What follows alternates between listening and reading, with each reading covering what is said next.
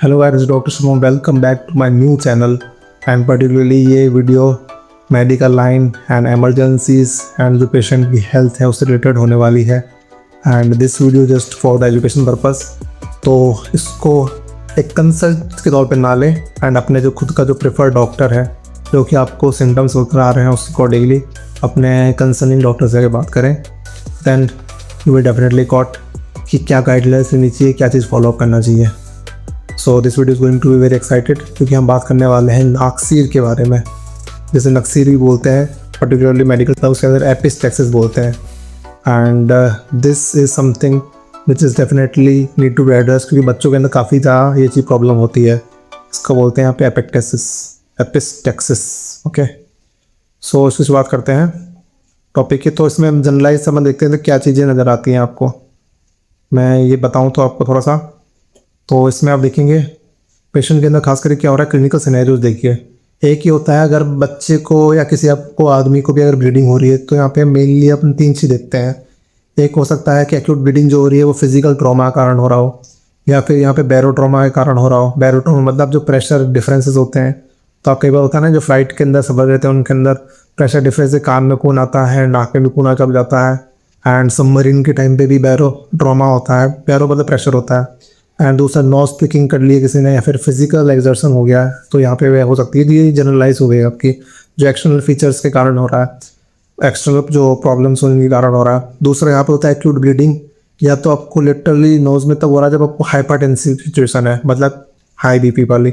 And haematological disorder, अब haematological disorder में क्या कहता है, हेमाटोलॉजिकल डिसऑर्डर मतलब ब्लड से लेने के लिंक है, चाहे वो क्लोटिंग फैक्टर का कम होना हो गया या फिर विटामिन के की डेफिशिएंसी हो गई। इसके अलावा आपको कुछ बीमारी है जिसके अंदर यहाँ पे अपना आता है थ्रोम्बोसाइटोपिनिया, मतलब प्लेटलेट कम बन रहे हैं एंड बॉडी बनेंगे तो ऑब्वियस बात है ब्लड क्लॉट में दिक्कत आएगी।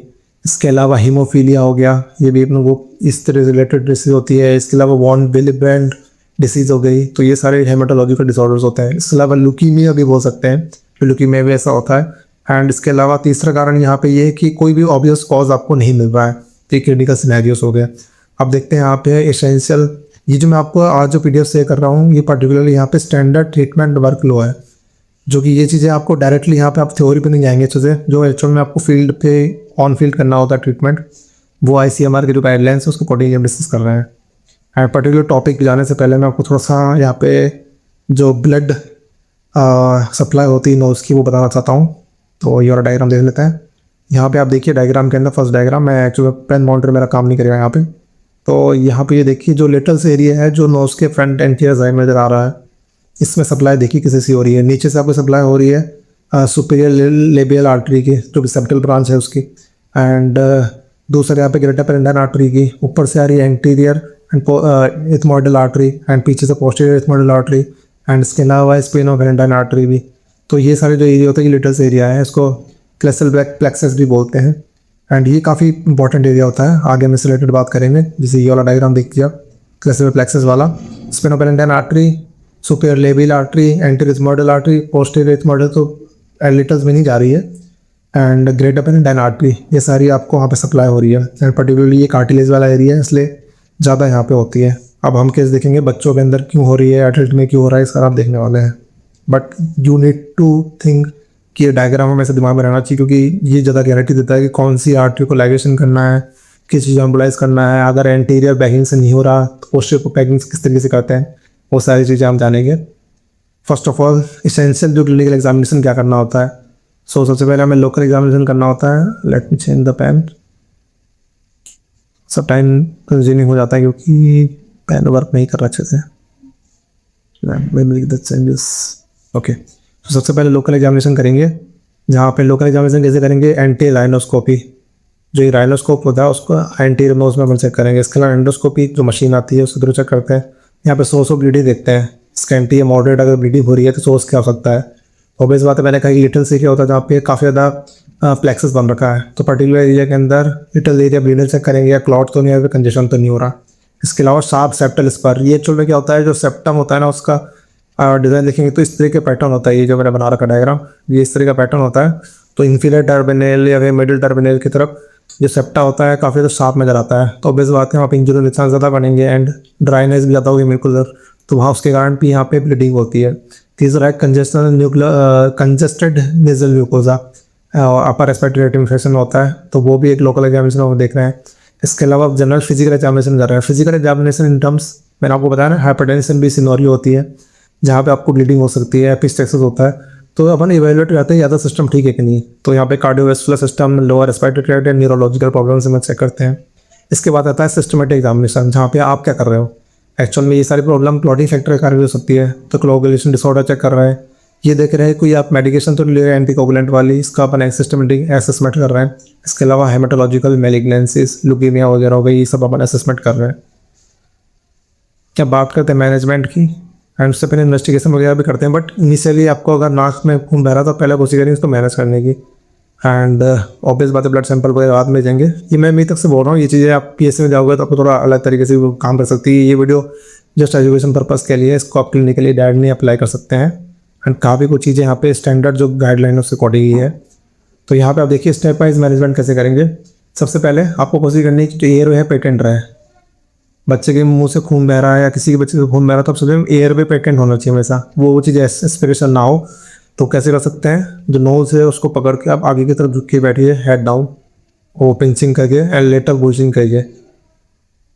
दोनों कारण से आपका एपिक्स्टेसिस हमेशा मतलब कि काफ़ी हद तक आपके लिए हेल्पफुल हो जाएगी। दूसरा, हीमोडायनेमिक स्टेबिलिटी रिस्टोर करने की कोशिश करो। कैसे, IV फ्लूइड दो, रिप्लेसमेंट करो, ट्रांसफ्यूजन करो, तो जो ब्लड लॉस हो रहा है उसके लिए। एंड ब्लीडिंग कैसे कंट्रोल करोगे, ब्लीडर क्या है अपने आप में कि बाय डिजिटल मतलब दोनों उंगली से पिच करके 10 मिनट तक ट्रोटर पोजीशन के अंदर। ट्रोटर पोजीशन क्या है, ये वाली पोजीशन ट्रोटर पोजीशन है, ये पर्टिकुलर देख रहे हैं आप, ये अपने ट्रोटर पोजीशन होगी आगे झुक के थोड़ा सा। एंड यहाँ पे ये भी हो सकता है कि आप कॉटन जो पेजेंट है उसको शो कर लो, तो 4% ज़ाइलोकैनिन में एंड एड्रेनलिन के अंदर, तो यहाँ पे भी ऑब्वियस बात है आपका जो ब्लड है वो नहीं बहेगा।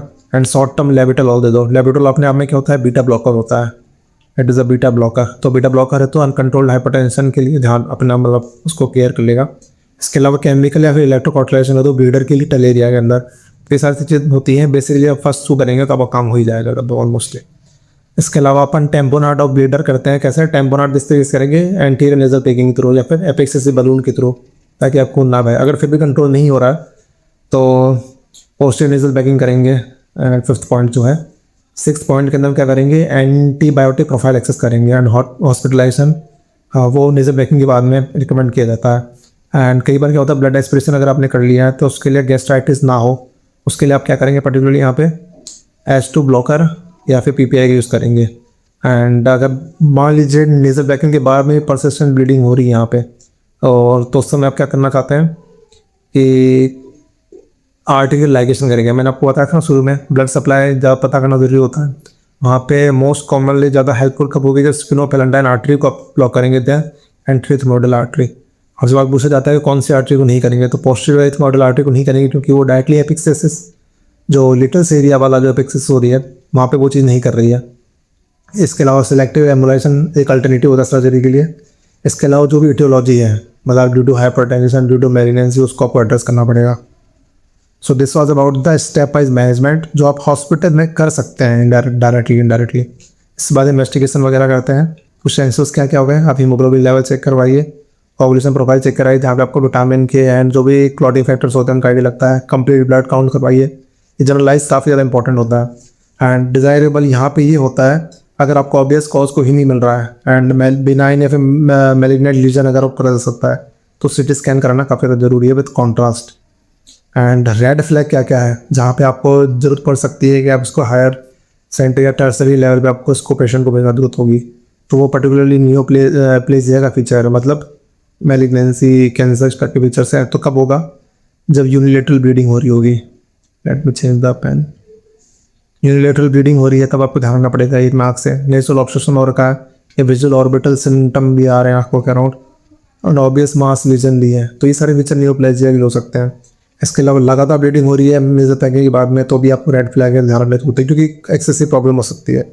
इसके अलावा काफ़ी ज़्यादा blood count and profile coagulation profile ये तो भी बातें यहाँ पे अलग अलग फीचर हो सकते हैं, हीमोफीलिया हो सकती है डिसऑर्डर या फिर वॉर्म लीवर या डिसीज हो सकती है डिसऑर्डर, तो इसलिए ध्यान रखना पड़ता है।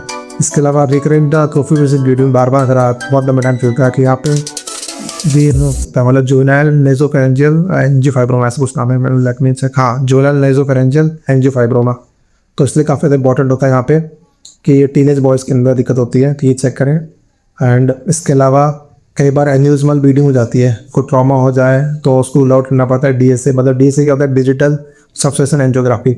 अपन स्कल का वहाँ पे एंजियोग्राफी करते हैं, तो वहाँ पे क्या होता है, एक्चुअल में बोन और सॉफ्ट टिश्यू आप रिमूव करते हो एंड आर्टरी को शो करते हो, तो वहाँ पे आपको पता लगता है कि कहाँ पे एक्चुअल में एन्यूरिज्मा हुआ है। तो पर्टिकुलर नोज में ब्लीड हो रहा तो ICA मतलब internal thoracic carotid artery, carotid artery, वहाँ पे आपको देखते हैं कि ये हो सकता है कि वहाँ पे एन्यूरिज्म हो गया होगा, ब्लीडिंग हो रही होगी वहाँ पे। एंड पर्टिकुलर जो अप्रोप्रिएट ट्रीटमेंट टर्सिल लेवल पे आपको मिलने वाला है, ठीक है। तो ये रेड फ्लैग्स हो गए, ये साइन काफ़ी ज़्यादा, रेड फ्लैग साइन काफ़ी ज़्यादा इंपॉर्टेंट होते हैं, आपको उसमें अलर्ट रहना चाहिए।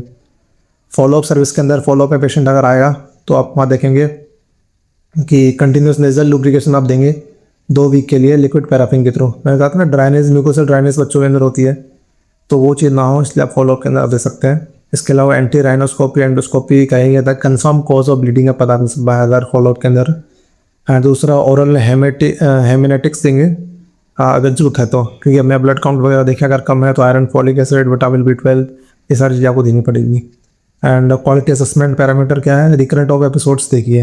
इसके अलावा देखिए हीमोग्लोबिन का लेवल इंप्रूव हो रहा है कि नहीं ओवर टाइम, तो क्वालिटी असेसमेंट के पैरामीटर्स होते हैं। ध्यान रखने यहाँ पे क्या जरूरत है, एपिसेस चिल्ड्रन के अंदर मोस्टली कि बहुत इंपॉर्टेंट है, एंटीरियर से ही होता है एंड साइड में होता है और लिटल एरिया में होता है, एंड वो पर्टिकुलरली म्यूकोसल ड्राइंग के कारण होता है, जो मैंने आपको ड्रायर का कारण बताया। अडल्ट में देखेंगे तो हाइपरटेंशन के कारण मोस्ट ऑफन रिलेटेड होता है एंड पोस्टीरियर साइड से होगा, from the posterior end of the inferior terminal. And initially मतलब लार्ज मेजॉरिटी पेशेंट्स के लिए जो नॉन इन्वेजिव मेथड्स हैं वो काफ़ी ज़्यादा सफिशिएंट होते हैं। This thing need to be taken in consideration.